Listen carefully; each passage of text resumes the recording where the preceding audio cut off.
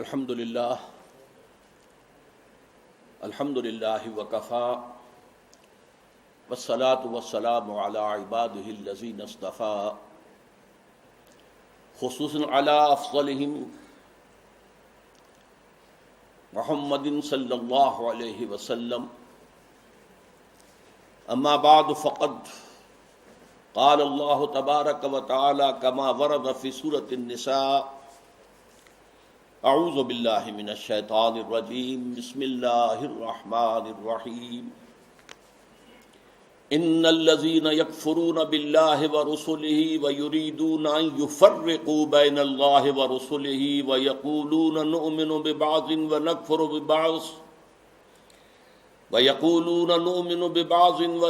ببعض ویریدون ان یتخذوا بین ذلک سبیلا اولئک هم الکافرون حقا وَأَعْتَدْنَا لِلْكَافِرِينَ عَذَابًا مُهِينًا.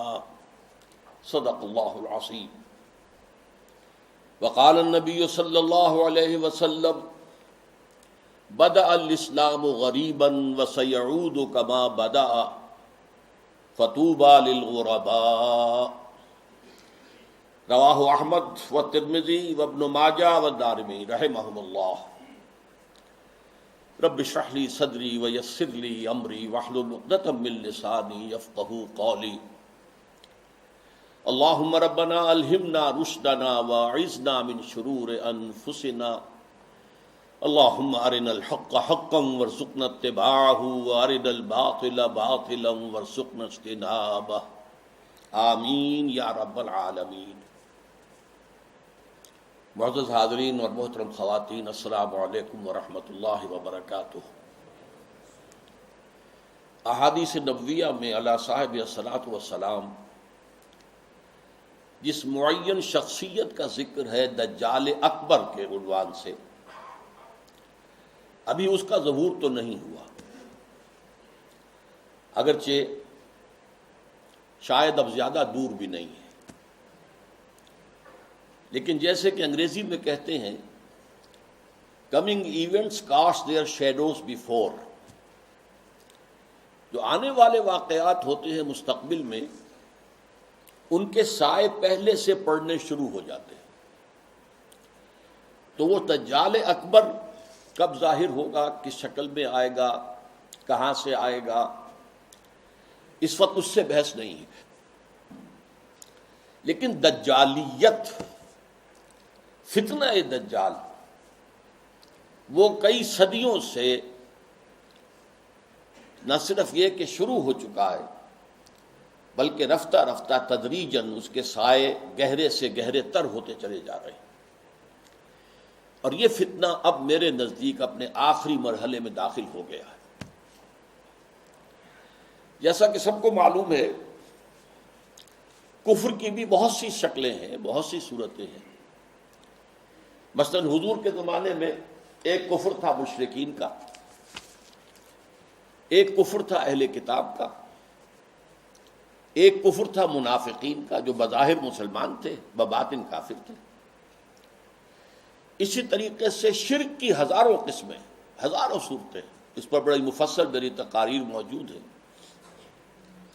حقیقت و اقسام شرک، اور اس موضوع پر ان کیسٹ سے اتار کر اب یہ سلسلہ مضامین میثاق میں شائع ہو رہا ہے. اسی طریقے سے دجالیت کے بھی بہت سے شیڈز ہیں، بہت سے مراحل ہیں.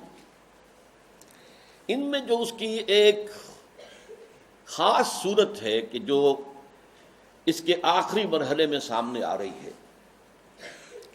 وہ ہے تفریق بین اللہ والرسل. اللہ اور اس کے رسولوں کے درمیان تفریق کرنا. اللہ کو مانیں گے لیکن رسول کو نہیں مانیں گے، یا مانیں گے تو اطاعت نہیں کریں گے، اتباع نہیں کریں گے، پیروی نہیں کریں گے. اس کے حوالے سے میں نے آج دو آیتیں تو آپ کو سنائی ہیں سورہ نساء کی، آیت نمبر 150، آیت نمبر 151. ان کا ترجمہ یہ ہے، ان الذین یکفرون باللہ ورسلہ، یقیناً وہ لوگ جو اللہ اور اس کے رسول کا کفر کرتے ہیں، وَيُرِيدُونَ أَن يُفَرِّقُوا بَيْنَ اللَّهِ وَرُسُلِهِ، اور چاہتے ہیں کہ اللہ اور اس کے رسولوں کے درمیان تفریق پیدا کر دیں، جدائی کر دیں۔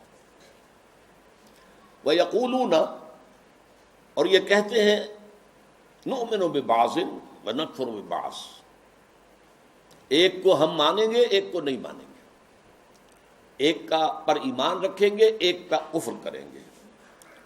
وَيُرِيدُونَ أَن يَتَّخِذُوا بَيْنَ ذَلِكَ سَبِيلًا، اور وہ چاہتے یہ ہیں کہ اس کے بین ایک راستہ اختیار کریں۔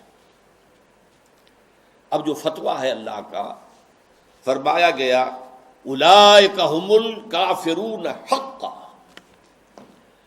یہ لوگ کٹر کافر ہیں، چاہے ایمان باللہ کا دعویٰ کرے، چاہے اللہ کی کتاب پر ایمان کا دعویٰ کرے، لیکن اگر رسول کا انکار ہو، رسول کی اطاعت کا انکار ہو، رسول کے اتباع کا انکار ہو تو یہ کفر ہے۔ اولئک ھم الکافرون حقا، جس میں کسی شک و شبہ کی گنجائش نہیں۔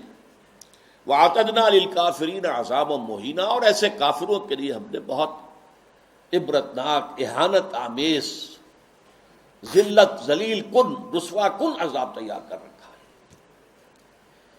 اس آیت کے بارے میں عام طور پر لوگوں کی جو رائے ہے وہ تفریق بین الرسل والانبیاء، اس کی طرف ذہن جاتا ہے، یعنی رسولوں میں سے بعض کو ماننا اور بعض کو نہ ماننا، یہ بھی کفر ہے، اور یہ قرآن مجید کے مستقل مضامین میں سے ہے۔ رسولوں کو بھی سب کو ماننا، اور ہمارا ایمان یہ ہے کہ جن رسولوں کا ذکر قرآن میں، نبیوں کا ذکر ہو گیا، ان کو تو ماننا ہے ہی، ان میں سے تو کسی ایک کا انکار سب کا انکار ہو جائے گا۔ اس کے علاوہ بھی ہمیں معلوم ہے کہ دنیا میں اور بہت سے نبی اور رسول آئے ہیں جن کا ذکر قرآن میں نہیں ہے۔ رسولا قد قصصناہم علیک من قبل ورسلا لم نقصصہم علیک، اے نبی ہم نے بہت سے رسول ایسے بھی ہیں جن کا ذکر آپ کے سامنے کیا ہے پہلے، اور ایسے بھی بہت سے ہیں جن کا ذکر نہیں کیا، لیکن اجمالاً ہم ان سب پر ایمان رکھتے ہیں، یہ ہمارا عقیدہ ہے۔ تعین کے ساتھ انہی کو مانیں گے جن کا ذکر قرآن میں ہوا۔ تو یہ تفریق بین الرسل کا معاملہ بھی قرآن مجید کا ایک مستقل مضمون ہے، جس کے لیے دو مثالیں میں آپ کے سامنے پیش کرتا ہوں۔ بقرہ کے آخر میں بھی، جو آخری سے پہلی آیت ہے، لاسٹ بٹ ون، اور سورہ بقرہ میں 16ویں رکوع کے آخر میں بھی یہ مضمون آیا ہے۔ 16ویں رکوع میں فرمایا گیا قولوا آمنا باللہ وما انزل الینا وما انزل الی ابراہیم واسماعیل واسحاق ویعقوب والاسباط وما اوتی موسیٰ وعیسیٰ وما اوتی النبیون من ربہم لا نفرق بین احد منہم۔ اے مسلمانوں کہو ہم ایمان لاتے ہیں اللہ پر بھی، اور اس پر بھی جو ہم پر نازل کیا گیا، اور اس پر بھی جو ہم سے پہلے نازل کیا گیا، ابراہیم پر، اسماعیل پر، اسحاق پر، یعقوب پر، ان کی اولاد پر، موسیٰ پر، عیسیٰ پر، اور تمام نبیوں کو جو کچھ دیا گیا ہم اس سب پر ایمان رکھتے ہیں، اور لا نفرق بین احد من، ان میں سے کسی کے درمیان تفریق نہیں کرتے، تمام نبیوں کو مانتے ہیں۔ اسی طرح جو سورہ بقرہ کی آخری سے پہلی آیت ہے آمن الرسول بما انزل الیہ من ربہ والمؤمنون کل آمن باللہ وملائکتہ ورسلہ لا نفرق بین احد من رسلہ، ہم اس کے رسولوں میں سے، اللہ کے رسولوں میں سے کسی ایک کی بھی تفریق نہیں کرتے۔ تو تفریق بین الانبیاء والرسل بھی قرآن کا ایک مستقل موضوع ہے۔ اس مقام پر توجہ کی ضرورت ہے۔ یہاں اصلاً جو بات سامنے آ رہی ہے وہ یہ ہے تفریق بین اللہ والرسل، اللہ اور رسولوں کے درمیان تفریق کر دینا، اللہ کو ماننے کا دعویٰ کرنا لیکن رسولوں کو ماننے سے انکار کر دینا، یا ماننا تو اس کے اتباع اور اس کی اطاعت سے انکار کر دینا۔ یہ در حقیقت ایک اہم ترین جو ہے فتنہ اس وقت جو دجالیت کا سب سے بڑا سیلاب آ رہا ہے، اس کا اصل ہدف یہی ہے، اس کا گول تو یہ ہے کہ اسلامی تہذیب کے جو بچے کھچے اثرات رہ گئے ہیں ان کا صفایا کر دیا جائے، لیکن اس کا حربہ کیا ہے؟ اللہ اور اس کے رسول کے درمیان تفریق۔ اچھا، یہ تفریق جو ہے بین اللہ والرسل، اس کی ایک تاریخ میں آپ کے سامنے پہلے اجمالاً عرض کر دوں۔ آغاز اسلام میں سب سے پہلے اس کا اظہار ہوا ہے، مظاہرہ ہوا ہے یہود کی طرف سے۔ ہم اللہ کو مانتے ہیں، یوم آخر کو مانتے ہیں، ہمیں بھی مسلمان مانو، صاحب ایمان تسلیم کرو۔ یہ جو دوسرا رکوع ہے سورہ بقرہ کا، اس میں اگرچہ منافقین کا تذکرہ بھی ہے، لیکن یہاں اصلاً یہود کا ذکر ہے۔ وَمِنَ النَّاسِ مَن يَقُولُ آمَنَّا بِاللَّهِ وَبِالْيَوْمِ الْآخِرِ وَمَا هُم بِمُؤْمِنِينَ، لوگوں میں سے کچھ ایسے بھی ہیں جو کہتے ہیں ہم ایمان رکھتے ہیں اللہ پر بھی، یوم آخر پر بھی، لیکن وہ ہرگز مومن نہیں ہے۔ يُخَادِعُونَ اللَّهَ وَالَّذِينَ آمَنُوا وَمَا يَخْدَعُونَ إِلَّا أَنفُسَهُمْ وَمَا يَشْعُرُونَ فِي قُلُوبِهِم مَرَضٌ فَزَادَهُمُ اللَّهُ مَرَضًا وَلَهُمْ عَذَابٌ أَلِيمٌ بِمَا كَانُوا يَكْسِبُونَ۔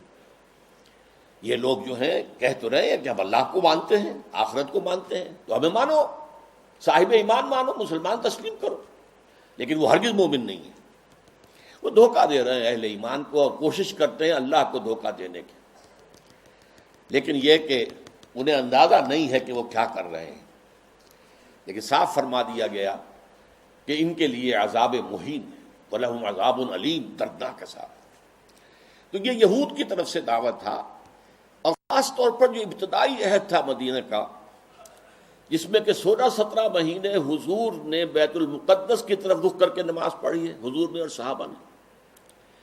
اس وقت خاص طور پر ابھی یہودیوں کے کان کھڑے نہیں ہوئے تھے کہ یہ کوئی نیا دین آ گیا ہے، یا یہ کوئی نئی امت کی تاسیس ہو رہی ہے، یہ تو ہمارے ہی قبلے کو کی پیروی کر رہے ہیں۔ اسی سے ہمت پا کر ان کو یہ کہنے کا بھی موقع ہوا کہ ہمیں بھی مانو کہ ہم مسلمان ہیں، مومن ہیں، دیکھو اللہ کو مانتے ہیں، آخرت کو مانتے ہیں، اگر ہم محمد کو نہیں مانتے صلی اللہ علیہ وسلم تو کون سی بڑی بات ہے۔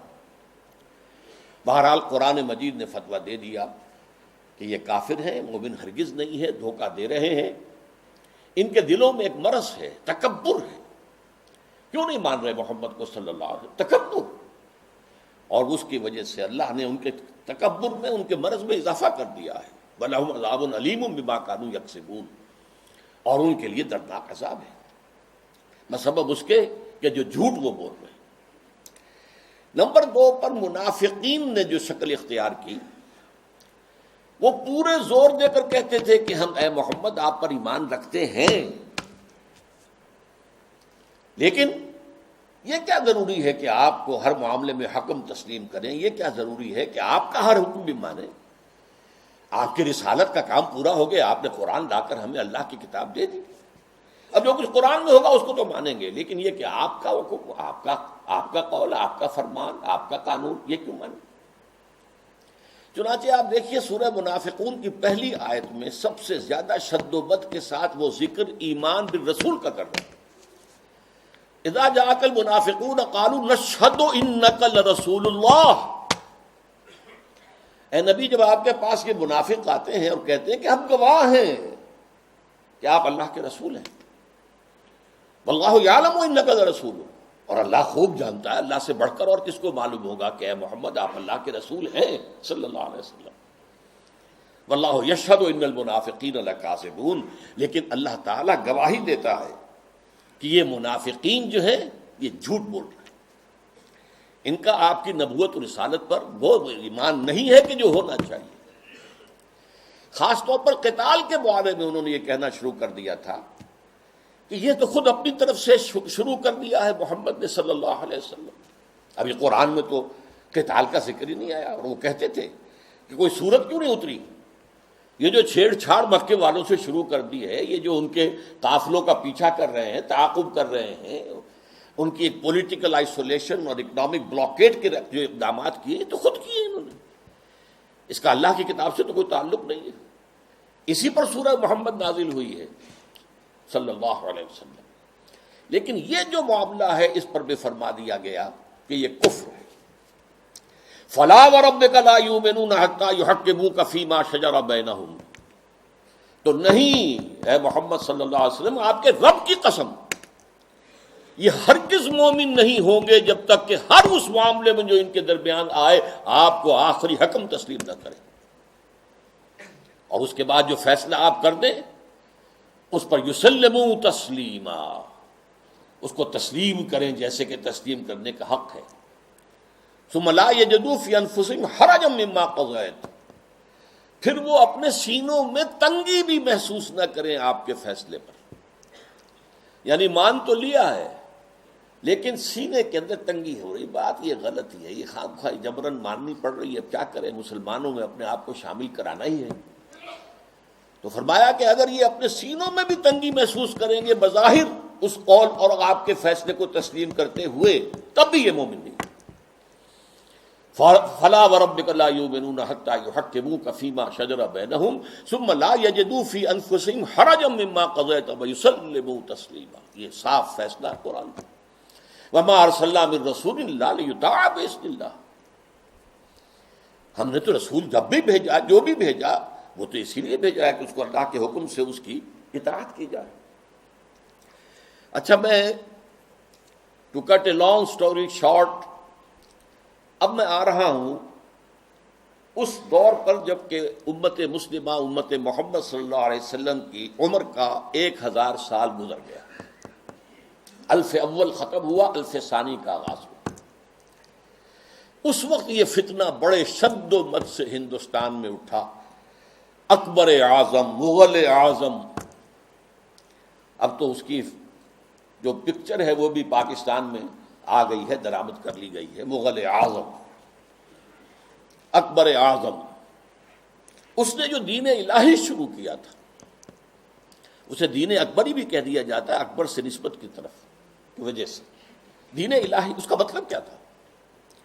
اللہ کو مانو، باقی رسولوں کے ماننے سے تفرقہ ہوتا، رسولوں کی شریعتیں جدا ہیں، خود قرآن کہتا ہے سورہ مائدہ میں وَلِكُلٍّ جَعَلْنَا مِنْهُمْ شِرْعَةً وَمِنْهَاجًا، ہم نے ہر ایک کے لیے ایک شریعت مقرر کی ہے، ایک منہاج مقرر کیا، ایک طرز عمل اور ایک جو منہج ہے وہ معین کیا۔ تو جو فرق لوگوں میں آتا ہے وہ رسالت کی وجہ سے آتا، اللہ تو سب کا ایک ہے، وہ تو یہ ہے کہ لوگ مختلف ناموں سے اللہ کو پکارتے ہیں، پرمیشور کہہ لیں، مہادیو کہہ لیں، اور جو بھی آپ چاہیں پرماتما کہہ لیں، اللہ کہہ لیں، یہ سب سے کیا فرق واقع ہوتا ہے؟ وہ ایک ہی ہے، ایک ہی حقیقت ہے، بس اس کو مانو، اس کو پوجو، اس سے محبت کرو، اس سے لو لگاؤ، اس کا قرب حاصل کرو، باقی ان چیزوں کو چھوڑو، ان کی کوئی حیثیت نہیں۔ اس فتنے کے پیچھے اس کی سیاسی حکمت عملی بھی تھی۔ ہندوستان کے حالات کو یقیناً یہ کہ اگرچہ وہ ان پڑھ تھا، بالکل ان پڑھ، لیکن ذہین بہت تھا، اندازہ کر لیا تھا کہ ہندوستان کا اصل مسئلہ یہی مذہبی تفاوت اور فرق ہے، لہذا کوئی شکل ایسی ہو کہ اس تفرقے کو مٹا دیا جائے، اور اس کی شکل یہ شریعت کا اور رسالت کا تصور جو ہے بیچ میں سے نکال دیا جائے، تو اللہ کے اوپر، اللہ کو رام کہہ لو، رحمان کہہ لو، کیا فرق واقع ہوتا ہے؟ اس سے یہ ہے کہ یکجہتی پیدا ہو جائے گی۔ ہندو عورتوں سے شادی کی، یہاں تک کہ اس کا جانشین جہانگیر سلیم شہزادہ، وہ بھی ایک ہندو، اجودھا بائی جو ہے اس کے وطن سے پیدا ہوا، ہندوؤں سے شادیاں کی، کئی جو ہیں اس کی رانیاں تھیں، تلک بھی لگا لیتا تھا، بتوں کو بھی پوجا کر لیتا تھا، ڈنڈوت کر دیتا تھا، ہر رانی کے ہاں موجود ہے بت، وہاں گیا تو وہاں بھی اس نے سجدہ کر دیا، یا کم سے کم سر جھکا لیا، ہاتھ جوڑ کے کھڑا ہو گیا۔ یہ سارا فتنہ اس نے شروع کیا تھا ایک پولیٹیکل وزڈم کے تحت، لیکن اس کی ایک تائید ہو رہی تھی، اور وہ تصوف کے جس میں ہمہ اوست اور وحدت الوجود گڑبڑ ہو گئے تھے، pantheism and unity of existence, یہ دو چیزیں علیحدہ ہیں، ان میں فرق باریک سا ہے، عوام اس فرق کو سمجھنے سے قاصر ہے۔ یہاں کے تصوف میں یہ دونوں چیزیں گڑبڑ ہو گئی۔ ہمارے ہاں بھی صوفی شاعر نے کہا ہے نا، مسجد مندر ہکڑو نور، یہ سرائے کی علاقے کے بہت بڑے صوفی، مسجد میں اور مندر میں ایک ہی نور ہے، نور تو ایک ہی ہے، رام کہہ لو، رحمان کہہ لو، کیا فرق پڑتا؟ آپ کے یہاں لاہور میں مزار ہے کس کا؟ مادھو لال حسین، ابھی مادھو لال ہندو نام، حسین کا اس کے اندر لاحقہ لگا دیا۔ تو یہ تصوف جو ہے، یہ اور اکبر کی حکمت عملی نے مل کر ایک اتنا بڑا فتنہ شروع کیا کہ محمد کی شریعت اور محمد کی رسالت کا دور ختم ہو گیا صلی اللہ علیہ وسلم. وہ 1000 سال کے لیے تھا، کیونکہ قرآن مجید میں 2 جگہ یہ بات آئی ہے کہ اللہ کا ایک دن تمہارے حساب سے 1000 سال کا بنتا ہے. وہ ایک دن اللہ کا ختم ہو گیا، اور یہ جو شریعت محمدی اور نبوت محمدی کا دور تھا وہ ختم ہوا. اب یہ ایک نیا دور ہے، اس میں جو ہے وہ دین الہی چلے گا. اس فتنے کا توڑ کیا حضرت مجدد الف ثانی. میں نے کہا تھا نا یہ الف ثانی کے آغاز میں فتنہ اٹھا. امت کی عمر کا دوسرا 1000واں جو ہے دور وہ شروع ہو رہا تھا، 1000 سالہ دور. تو وہ فتنہ جو تھا الف ثانی کا، اس کا توڑ کرنے کے لیے اللہ نے جس مجدد کو اٹھایا ہے اس کا نام ہی پڑ گیا مجدد الف ثانی رحمۃ اللہ علیہ، شیخ احمد سرہندی. اس نے توڑ کیا، جس کے بارے میں اقبال کہتا ہے گردن نہ جھکی جس کی جہانگیر کے آگے، جس کے نفس گرم سے ہے گرمی احرار. وہ ہند میں سرمایہ ملت کا نگہباں، اللہ نے بر وقت کیا جس کو خبردار. ملت تو ختم ہو رہی تھی، اس لیے کہ ملت کی جو بنیاد جو ہے وہ حضور صلی اللہ علیہ وسلم کے اتباع اور اطاعت پر ہے. محض قرآن پر تو نظام کوئی بنتا ہی نہیں سرے سے. نماز کا نظام نہیں بنتا، اور کیا نظام بنے گا؟ نماز کا نظام کہاں بنے گا قرآن پر؟ تاکیدی حکم ہے نماز قائم کرو، نماز قائم کرو، نماز قائم کرو. وہ 5 نمازوں کا ذکر کہاں ہے؟ یہ ان رکعتوں کا ذکر کہاں ہے کہ فجر کی 2 ہیں فرض جو رکعتیں ہیں، اور ظہر اور عصر کی 4 ہیں، مغرب کی 3 ہیں، عشاء کی پھر 4. کہاں ہے؟ قرآن میں تو کہیں نہیں. اس لیے نظام اگر بنتا ہے، یہاں تک کہ نماز کا نظام بھی وہ سنت سے بنتا ہے. ملت بنتی ہے تو سنت سے بنتی ہے. بمصطفیٰ پر اساخی اشرا کے دی ہماوست، اگر مؤون رسیدی تمام مولا بیست. اپنے آپ کو مصطفیٰ صلی اللہ علیہ وسلم کے قدموں تک پہنچا دو کہ دین تو نام ہی ان کا ہے. بہت صحیح بات ہے. اگر ان تک تمہاری رسائی نہ ہوئی تو سب مقبولہ بھی ہے. یہی فتنہ پھر 19ویں صدی میں سامنے آیا ہے. اب یہ ایک ہندو کے ذریعے سے آیا. راجہ رام موہن رائے بہت بڑا عالم تھا، فارسی کا، عربی کا، اردو کا، ہندی تو اس کی زبان تھی. اور ہندوؤں میں جو احیاء ہوا ہے ان کا قومی سطح پر، وہ جن اشخاص کا مرہون منت ہے ان میں بہت بڑے مقام پر راجہ رام موہن رائے ہے. اور یہ موحد تھا، موحد کامل. چنانچہ انگریز جب آ چکے، آپ کو معلوم ہے 18ویں صدی میں آ گیا تھا انگریز. جنگ پلاسی کے بعد سے بنگال پر اس کا قبضہ ہو چکا تھا. اس کے بعد رفتہ رفتہ وہ سیلاب آگے آ رہا تھا. کلکتے ہی میں انہوں نے پہلا پریس قائم کیا، پہلا کالج قائم کیا. انجیلیں اردو میں ترجمہ کر کے، مقامی زبانوں میں ترجمہ کر کر کے لاکھوں کی تعداد میں پھیلا دی. اس فتنے میں مسلمان جو نہیں بہے اس کے ایک اور بھی اسباب ہیں اللہ کے فضل و کرم سے، لیکن ایک بہت بڑا ذریعہ راجہ رام موہن رائے بنا. آئینہ تسلیم کے نام، آئینہ تسلیس کے نام سے اس نے کتاب لکھی جس میں توحید کا اس بات کی، مسلمانوں کی طرف سے دفاع کی. لیکن اس شخص نے بھی وہی دین الہی کی طرح کہ یہ تفرقہ جو ہے مسلمان اور ہندوؤں کے مابین، اس کو دور کرنے کی ایک شکل ہے، اور وہ یہ ہے کہ ان کے اندر اتحاد پیدا کیا جائے خدا کے نام پر. چنانچہ اس نے ایک خاص مجلس قائم کی، ایک خاص اس کا فرقہ بن گیا برہمو سماج. برہما کہتے ہیں خدا کو، برہمو سماج یعنی جس طرح دین الہی اسی طرح برہمو سماج. وہ یہ ہے کہ ایک برہما کو مان لو، بس خدا کو مان لو، جو تم اللہ کہہ لو، ہم اسے پرمیشور کہہ لیں، برہما کہہ لیں، جو چاہیں کہہ لیں. لیکن یہ ہے کہ باقی چیزیں جو ہیں ان کو ذرا پسے پش ڈال دو، ان کی اہمیت کم کر دو. تو برہمو سماج جو ہے اس نے پیدا کیا. اس کا انتقال 1833 میں ہوا تھا.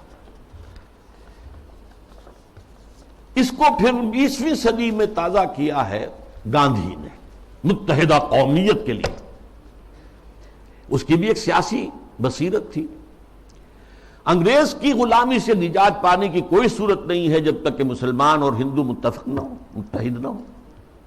اور ان کے اتحاد میں جو چیز حائل ہے وہ شریعت ہے، قانون ہے، تہذیب ہے مسلمانوں کی. تو جب تک ان کو گڈمٹ کر کے ایک ہاون دستے میں ڈال کر کوٹ کر پیس کر ایک نہ بنا دیا جائے تب تک یہ متحد نہیں ہو سکتے، اور جب تک یہ متحد نہیں ہوں گے آزادی نہیں ہو سکتی. اسی کی وجہ ہے کہ اس کی پرارتھنا جو ہوتی تھی صبح ہی صبح اس میں گیتا بھی پڑھی جاتی تھی، قرآن کی تلاوت بھی ہوتی تھی، گرو گرنتھ کو بھی پڑھ کے سنایا جاتا تھا، تاکہ معلوم ہو یہ سب ایک ہے بھائی، اس میں کیا فرق واقع ہوتا۔ یہ فتنہ اس شد و مت سے اٹھا تھا، متحدہ قومیت، علماء کی کتنی بڑی تعداد تھی جو کہ مولانا حسین احمد مدنی رحمۃ اللہ علیہ کی سرکردگی میں اس متحدہ قومیت کی قائل ہو گئی، اور مان لیا انہوں نے کہ آج کل تو دنیا میں قومیں جو ہے وطن کی بنیاد پر بنتی، وطنیت۔ مولانا ابوالکلام آزاد بھی اس فتنے کا شکار ہوئے۔ اس فتنے کا توڑ کیا ہے جس شخص کو خصوصی نسبت تھی مجدد الفسانی سے رحمت اللہ علیہ، یعنی علامہ اقبال، کہ مسلمانوں کی قومیت کی بنیاد وطن نہیں ہے، مذہب ہے، اور مذہب جو ہے وہ نام ہے محمد صلی اللہ علیہ وسلم کے اطاعت اور اتباع کا۔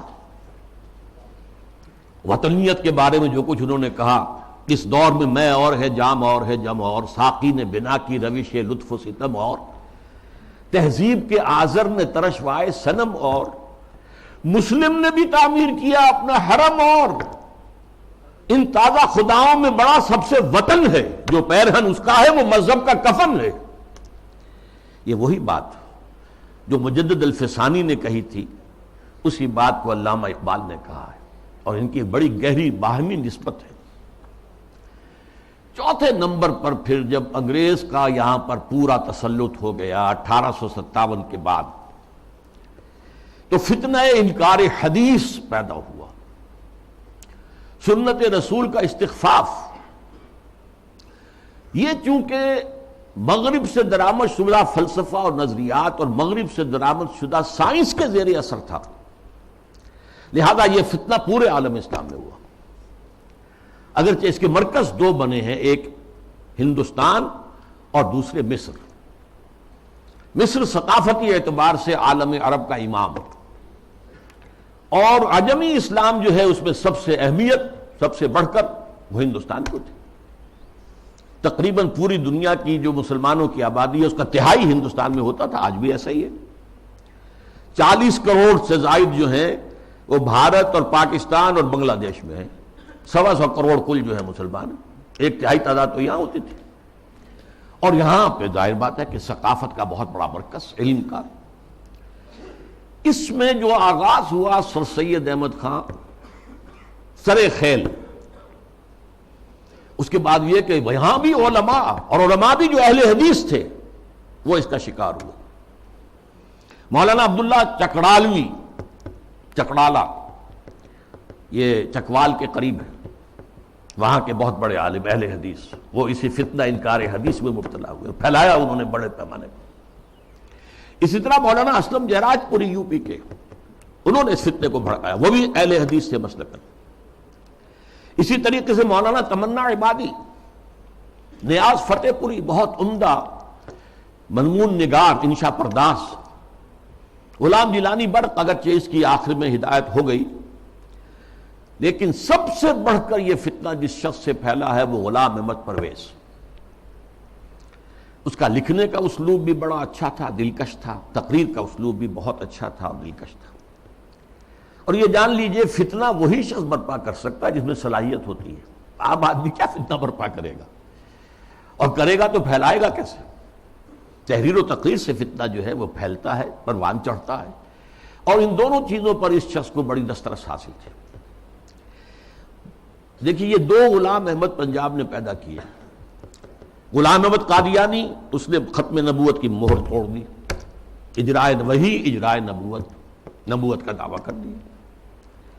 اور غلام احمد پرویز، اس نے اور دوسری اعتبار سے نبوت و رسالت کو زخم لگائے کہ نبی کی رسالت جو ہے وہ ٹھیک ہے ہم مانتے ہیں، لیکن نبی کی اطاعت اور اس کا اتباع یہ صرف ان کی زندگی تک تھا۔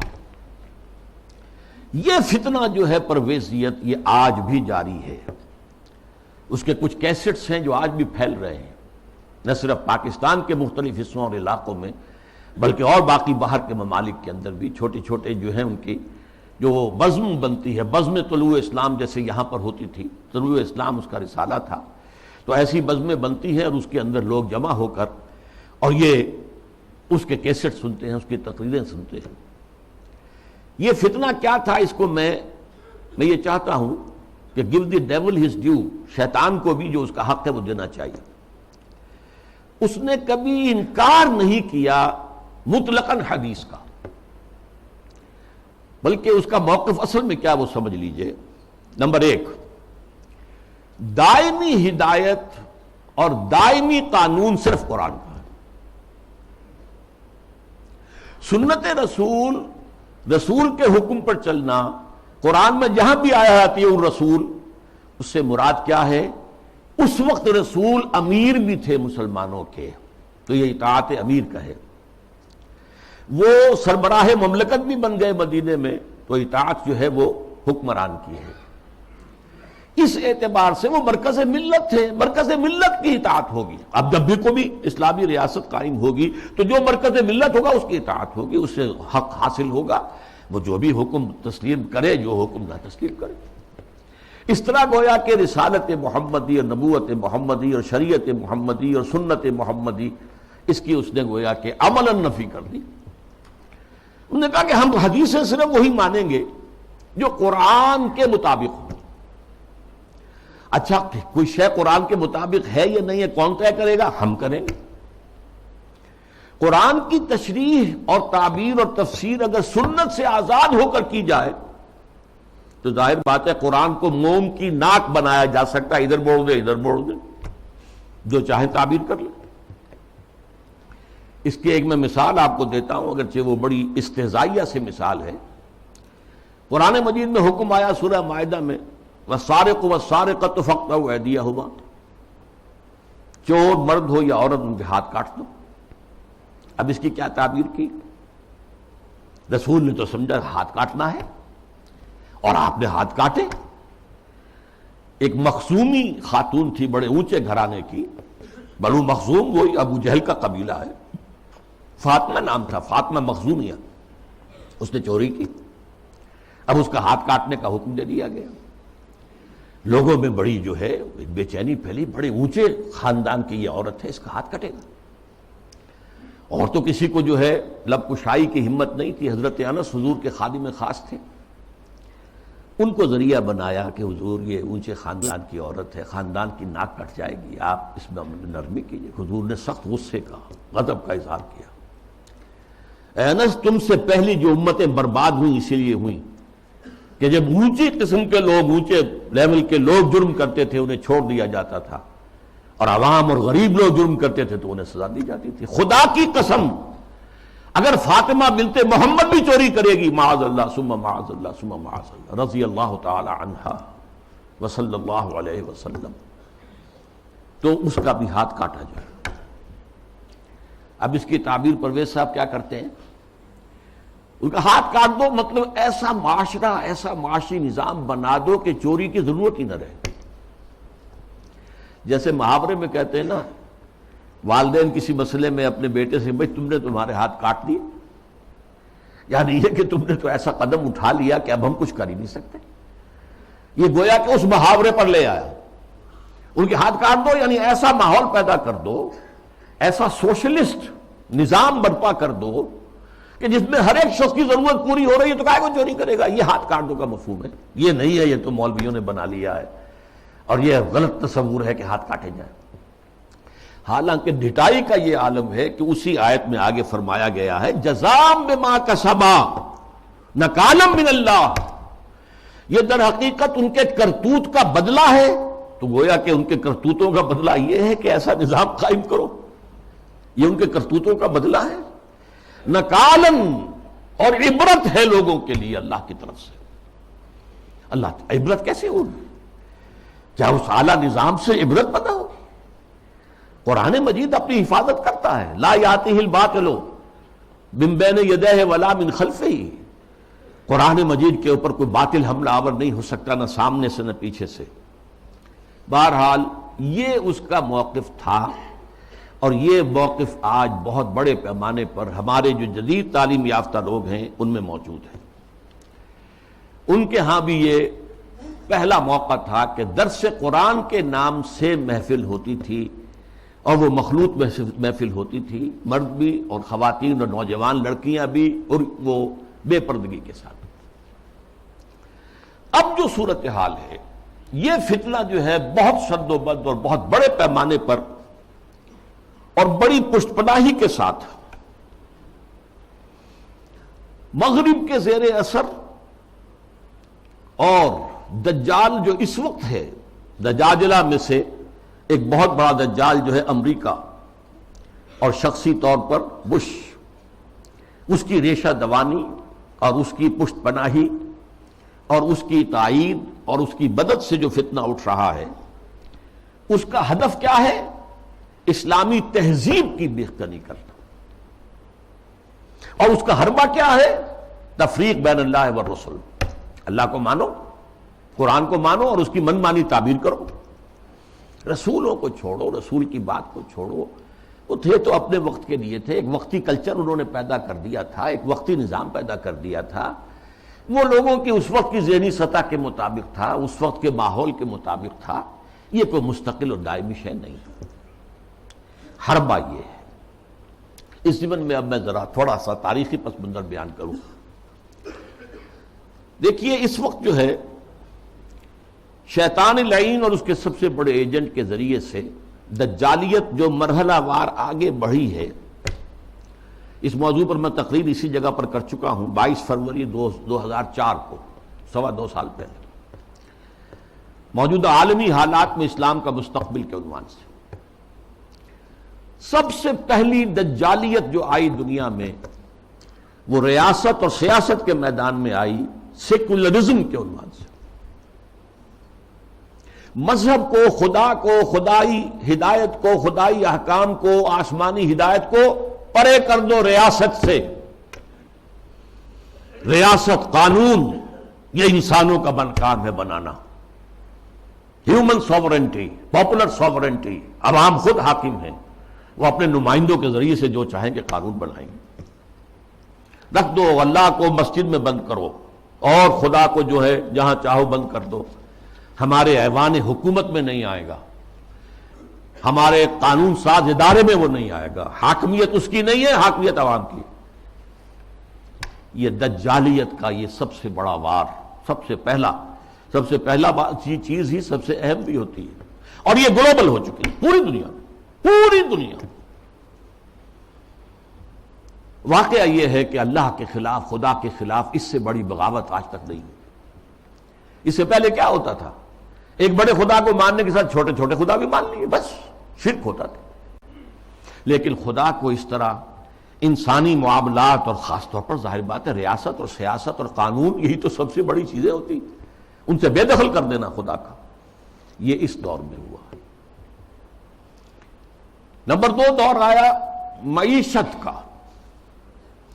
معیشت کی بنیاد انٹرسٹ بیسڈ کیپٹلزم پر کر کے، آسمانی شریعتوں کے نزدیک سب سے بڑا گناہ جو ہے عمل میں، وہ سود ہے۔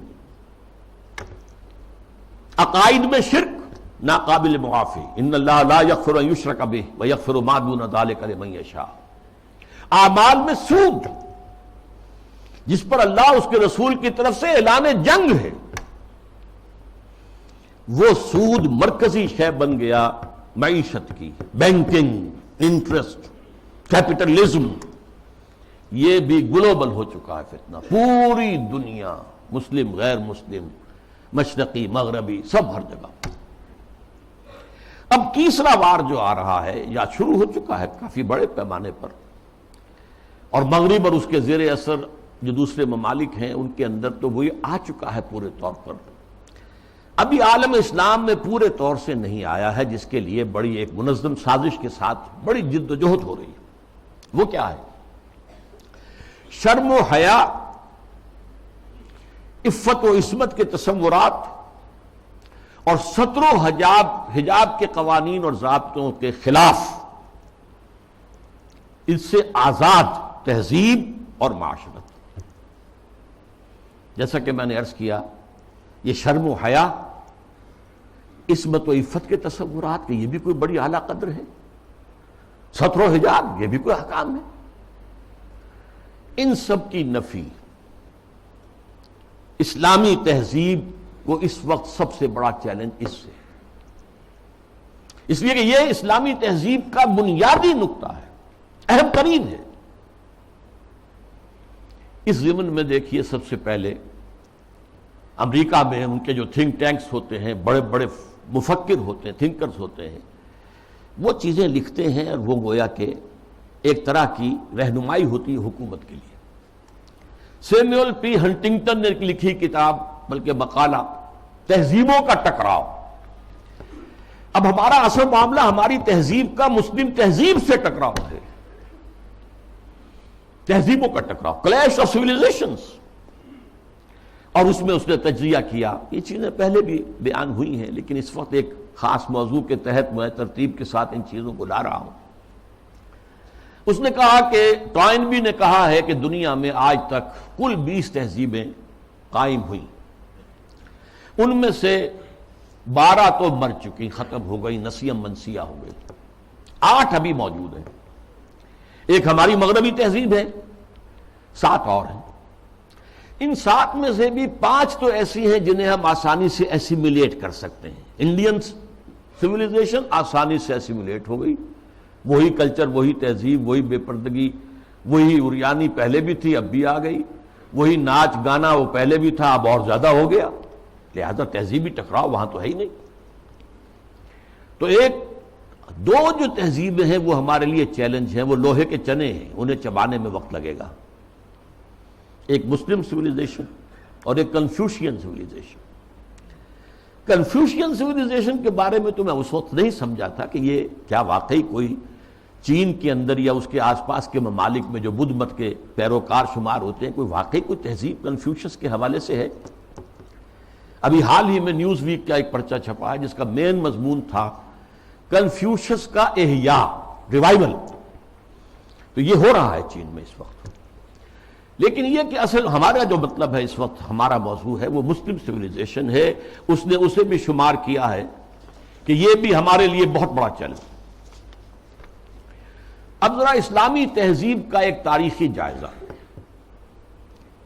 شرم و حیا، عفت و عصمت اور ستر و حجاب کے احکام پر مبنی اسلامی تہذیب، اس کا ایک تاریخی جائزہ۔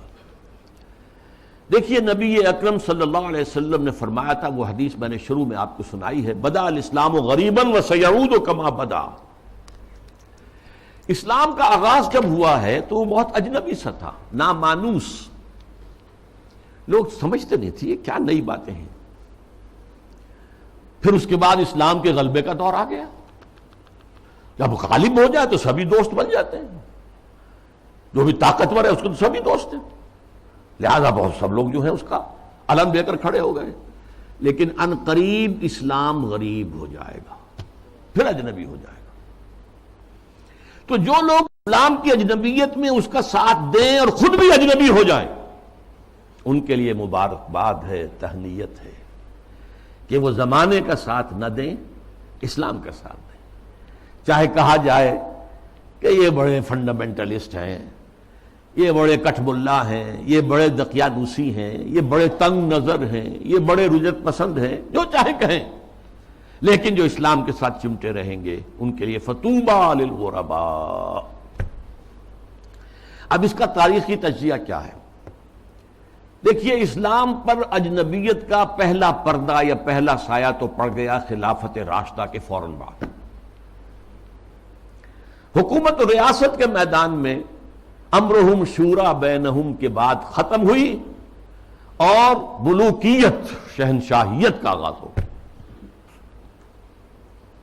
اب اس کی تفصیل میں اس وقت نہیں جاؤں گا۔ بنو امیہ، بنو عباس، پھر اس کے بعد جو بادشاہتیں بنی، مغلوں کی حکومت، صفویوں کی حکومت، ترکوں کی حکومتیں، تو یہ تھی، یہ وہاں پر وہ خلافت کی بنیادی بات یہ نہیں تھی کہ چنو اپنے میں سے بہترین کو اور پھر اس کا حوالے کرو۔ ان اللہ یامرکم ان تؤدوا الامانات الی اہلہا، جو اہل ہو ان کے ذمہ داریاں جو ہیں ان کے ذمہ لگاؤ۔ اس کو ختم کر دیا گیا۔ اب جس کی لاٹھی اس کی بھینس، بنی امیہ کی طاقت زیادہ ہے، عصبیت شدید ہے، لہذا وہ آئے، انہوں نے حکومت قائم کر لی۔ تو یہ پہلا دور تھا اجنبیت کا، پہلا پردہ پڑا اسلام پر۔ دوسرا پردہ کچھ عرصے کے بعد جب ملوکیت نے خوب پنجے گاڑ لیے، مضبوطی ہو گئی اور ملوکیت شہنشاہیت میں تبدیل ہو گئی، یہ دور بنو عباس ہے۔ اس میں معیشت کے میدان میں بھی آ گیا معاملہ۔ ایک طرف جاگیرداری جو ملوکیت کی بنیاد ہوتی ہے، ہر جگہ مشرق و مغرب میں شہنشاہیت اور بادشاہیت میں آپ کو جاگیرداری ملے گی۔ جاگیردار ہوتے 30,000 منصبدار، 20,000 منصبدار، ان پر حکومت قائم ہوتی اور ان کے لیے ضروری ہے مزارعت۔ آپ نے بہت بڑی جاگیر دے دی ہے، لیکن کیا وہ شخص خود کاشت کر لے گا؟ وہ تو کسی کو بٹائی پر کاشت کے لیے دے گا نا۔ یہ زمین کا سود ہے جو سب سے پہلے اسلام میں داخل ہوا، جس کو حرام مطلق قرار دیتے ہیں امام ابو حنیفہ بھی رحمۃ اللہ علیہ، جو اصحاب الرائے کے سر خیل ہیں، امام ہیں، اور امام مالک بھی رحمۃ اللہ علیہ جو اصحاب الحدیث کے سر خیل ہیں اور سب سے بڑے ان کے نمایاں ہیں۔ لیکن یہ شام اور پھر بیع معجل، بیع مرابحہ کے عنوان سے نقد کے معاملے میں بھی جو ہے، کرنسی کے معاملے میں بھی وہ ایک سود کی ہلکی سی شکل داخل ہے۔ یہ دوسرا دجالیت کا دور پوری دنیا میں بھی آیا، بینکنگ، انٹرسٹ بیسڈ کیپٹلزم، اور کچھ اسلامی ممالک کے اندر بھی، جیسا کہ میں نے عرض کیا کہ اس راستے سے چور دروازوں سے داخل ہوا۔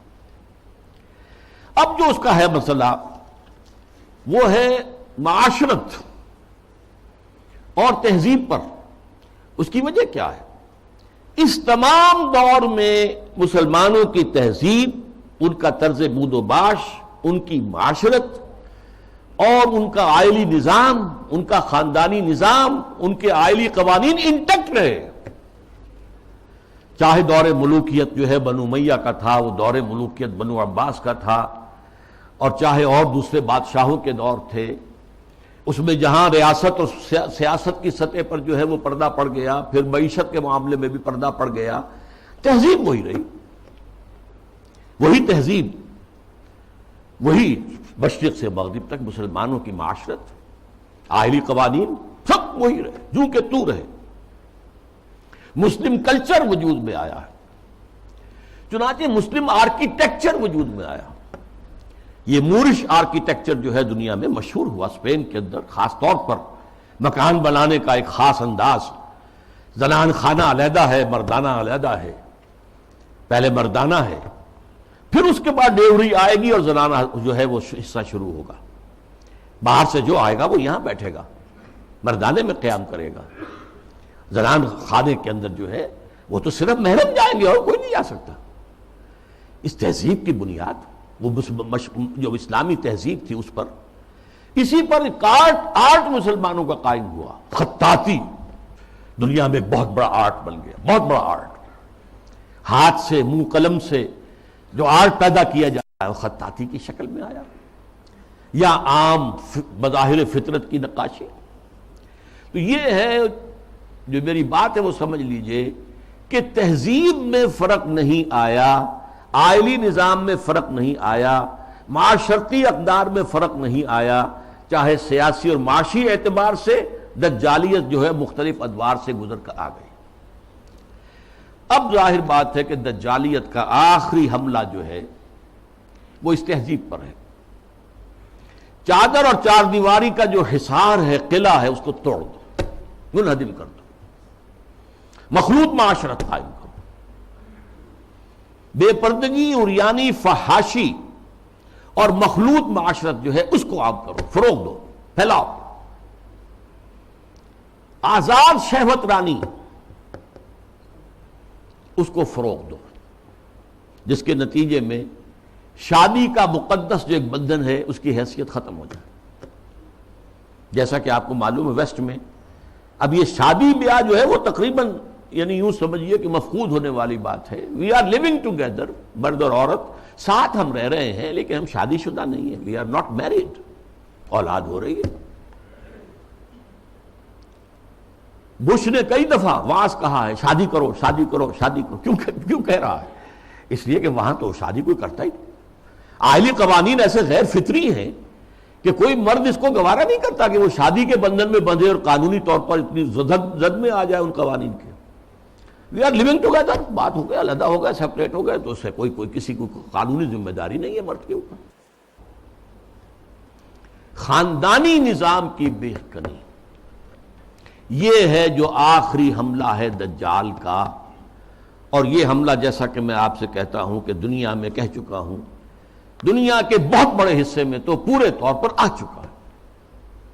ابھی عالم اسلام میں یہ اتنا فروغ نہیں پا سکا ہے، ابھی کچھ نہ کچھ خاندانی قدریں موجود ہیں، کچھ بزرگوں کا احترام ہے، شادی کا بندھن کی اس کی کوئی اہمیت ہے، اس کا ایک تقدس ہے، شرم و حیا کی کوئی قدر و قیمت ہے، عصمت و عفت کا کوئی تصور ہے، وہ بھی کوئی اعلیٰ قدر ہے، ستر اور حجاب کے کچھ نہ کچھ، بہرحال اگرچہ بہت بڑے پیمانے پر وہ فتنہ ہمارے ہاں بھی آ رہا ہے، لیکن ابھی کچھ نہ کچھ بقایا ہے، اور یہ سب عالمی سطح پر ہو رہا ہے۔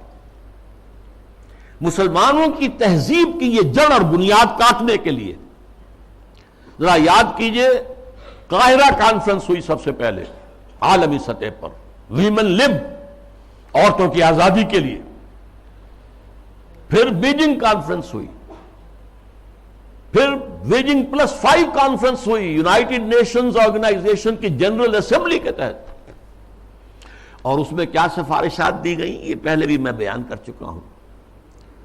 نمبر 1، ہومو سیکسولیٹی کو کوئی عیب نہ سمجھا جائے، یہ بھی انسان کا ایک طبعی تقاضا ہے، مرد مرد سے، عورت عورت سے شہوت رانی کرے، یہاں تک کہ مرد اور مرد کی شادی اور عورت کی شادی، ایک مرد جو ہے وہ شوہر ہے، دوسرا مرد بیوی ہے، ایک عورت شوہر کے درجے میں ہے، دوسری عورت بیوی کے درجے میں۔ اسی طریقے سے یہ جو تم کہتے ہو عصمت فروش عورتوں کو پروسٹیٹیوٹس، یہ بڑا گندا لفظ استعمال کرتے ہو، ان کو اس کو بھی اس کا احترام ہونا چاہیے، وہ بھی ایک پیشہ ہے، ایک محنت ہے، لہذا انہیں کہو سیکس ورکرز، محنت کش، جنس کی بنیاد پر محنت کرنے والیاں۔ آخر کوئی شخص مزدور کام کر رہا ہے، وہ اپنے جو مسل پاور ہے اسے استعمال کر رہا ہے اور پیسہ کما رہا ہے، تو ایک عورت نے اپنے جسم کے ایک اور حصے کو استعمال کیا ہے اور پیسے کما رہی ہے، تمہیں کیا اعتراض ہے؟ کیوں حقارت کی نگاہ سے دیکھتے ہو؟ پھر مرد اور عورت ہر اعتبار سے برابر، شانہ بہ شانہ، وراثت میں برابر کا حصہ، یہ کیا ہے؟ عورت کا حصہ آدھا مرد سے، یہ کیا گواہی عورت کی آدھی مرد سے؟ کیا تو کھیل برابر۔ اور عورت اگر شادی کر کے تمہارے گھر میں آباد ہو جاتی ہے تو اگر وہ گھر کا کام کاج کرے گی تو اجرت لے گی، اس پر اس کو حق حاصل ہے۔ اور اسی طریقے سے اگر وہ پریگننسی کی مصیبت جھیلتی ہے اور چائلڈ برتھ کی تکلیف اس پر بھی اجرت طلب کر سکتی ہے شوہر سے۔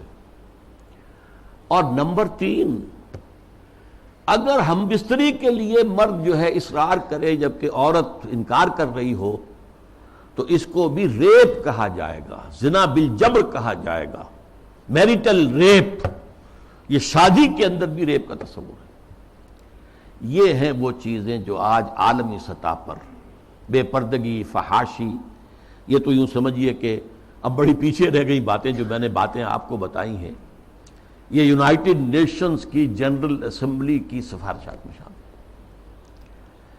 اب دیکھیے، شریعت کا ہمیں معلوم ہے کہ دار و مدار یا اساس یا بنیاد جو ہے 2 چیزوں پر ہے، بنیادی، 2 اضافی چیزیں بھی ہیں، لیکن جو بنیادی ہیں سب کے نزدیک، قرآن اللہ کی کتاب اور سنت اللہ کے رسول کی، یہ سارے قوانین کا جو استنباط کیا جائے گا وہ ان 2 چیزوں سے۔ 2 اضافی چیزیں کیا ہیں؟ اجماع اور قیاس، اجتہاد، لیکن بنیادی 2 ہی ہیں، قرآن اور سنت رسول۔ لیکن خاص طور پر جب تہذیب کا معاملہ آتا ہے، تہذیب کے معاملے میں قرآن، سنت رسول، اور سب سے اہم ہے رسول سے محبت، رسول کی تعظیم، وہ مرکز ملت ہے دائم اور قائم ہمیشہ کے لیے۔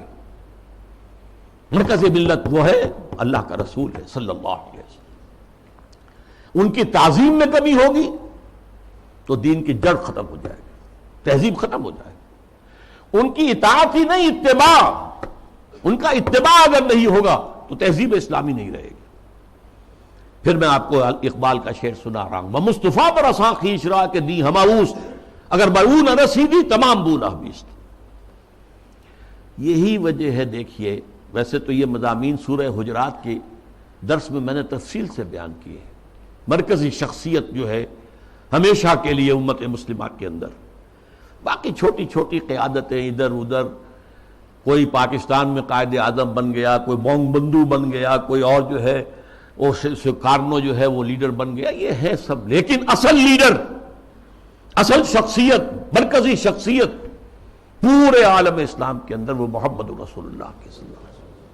ان سے محبت، ان کی تعظیم، سوء ادب بھی نہ ہو جائے، ان کی آواز سے اوپر اپنی آواز کہیں کر دو گے تو سارے اعمال ہبط ہو جائیں گے۔ یا ایھا الذین آمنوا لا ترفعوا اصواتکم فوق صوت النبی ولا تجهروا له بالقول كجهر بعضكم لبعض ان تحبط اعمالكم وانتم لا تشعرون۔ میں تفصیل سے عرض کرتا رہا ہوں کہ صحابہ کے دور میں تو مطلب تھا حضور کی آواز سے اونچی آواز کر کے بات کرنا، اب کیا ہے؟ حضور کی بات کے مقابلے میں اپنی بات لانا۔ حضور نے تو یہ کہا لیکن میری رائے ہے، واہ، اگر آپ نے مان لیا کہ حضور نے یہ فرمایا ہے تو پھر آپ کون ہیں؟ یہ تمام اعمال صالحہ، ساری تمہارے کرتوت جو بھی تم نے کمائی کی ہے سب ضائع ہو جائیں گے، تمہیں پتہ بھی نہیں چلے گا۔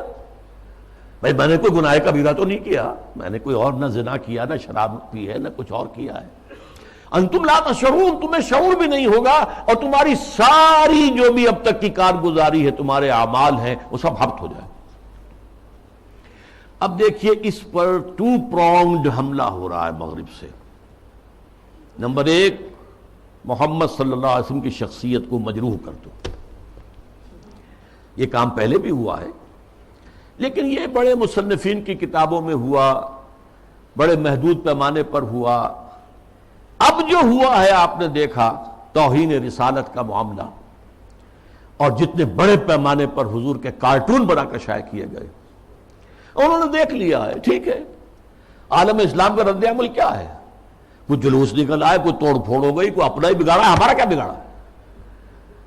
اس اعتبار سے غور طلب بات یہ ہے، ایک بار جو ہے کاری کیا ہے انہوں نے اور دیکھ لیا ہے کہ ہے کوئی تھوڑے سے لوگ ہیں، کوئی دقیانوسی ہیں، کوئی جذباتی ہیں، ویسے بھی وہ لوگ عام طور پر ان پڑھ ہیں یا مولوی ملاٹے ہیں، بس ان کا اثر انہوں نے قبول کیا ہے۔